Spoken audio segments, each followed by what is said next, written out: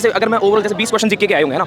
हाँ 20 क्वेश्चन। हाँ 20 में से कितने क्वेश्चन करंट अफेयर के होंगे? हमें तो टोटल करंट अफेयर के ही 2025 को जो देख रहे क्वेश्चन 2025 में ये मतलब एक बच्चा भी वही कह रहा था, बोला कि सर लगभग सारे करंट अफेयर के। हाँ पूरा करंट अफेयर मतलब लगभग 15 क्वेश्चन मान के चलो। 15 हाँ 17-15 के बीच में। अरे यार भाई बहुत अच्छा। साइंस का बताइए एक बार। साइंस तो सही थी। साइंस में मतलब एक तो डी पूछ रखी हो या फिर एक तो उसमें सवाल आया था साइंस में, एक सवाल आया था कैसे? अच्छा न्यूमेरिकल एक आया था। अच्छा तो 25 में एक न्यूमेरिकल था, 24 क्वेश्चन में मतलब थ्योरेटिकल था। तो अगर मैं ये पूछूं कोई याद है क्वेश्चन साइंस का कोई वैसे रैंडमली अगर कोई क्वेश्चन?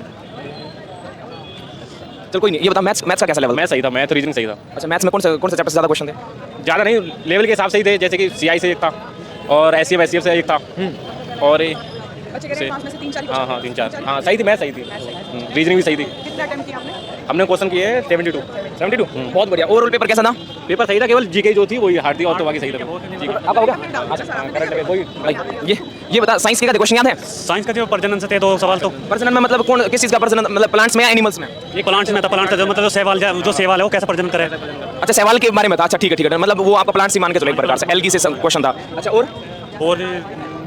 एक था जी उसके था एक वो ध्वनि के वो दे रखी थी, मतलब न्यूमेरिकल कितने रखे थे भाई? न्यूमेरिकल था, एक न्यूमेरिकल और 24 थ्योरेटिकल के थे। तो अगर मैं ये कहूं कि अगर डीपली हाँ जी थोड़ा सा एनसीईआरटी बेस्ड होगा ना 10वीं तक? हाँ जी हाँ 10वीं तक की डीपली था जी। और करंट अफेयर के कितने क्वेश्चन थे लगभग? करंट अफेयर के थे एक क्वेश्चन छोड़कर सारे करंट ही थी। 1 से 2 क्वेश्चन छोड़कर तो लगभग ये समझ लो वो भाई एक जो बता रहा था सही बता रहा था, वो भी बोला करंट अफेयर के सारे। मैथ के जो थी एक तो सीआई से था, बस दो सवाल टाइम एंड वर्क से थे, एक स्पीड से था और जी हाँ स्पीड से 2 सवाल थे और एडवांस का 3-4 क्वेश्चन एडवांस के। हाँ 3-4 क्वेश्चन एडवांस के। पंचभुज का आ रहा था, पंचभुज 5 कोऑर्डिनेट देगा पंचभुज का क्षेत्र। और याद है बायोलॉजी फिजिक्स केमिस्ट्री किसी चीज़ का?